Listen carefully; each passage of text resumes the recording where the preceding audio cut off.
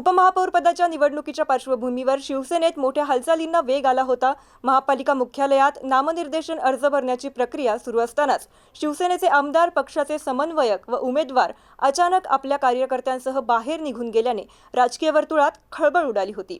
या अनपेक्षित घटनेमुळे शिवसेनेत पक्षांतर्गत मतभेद उफाळल्याची चर्चा मनपाच्या वर्तुळात सुरू होती।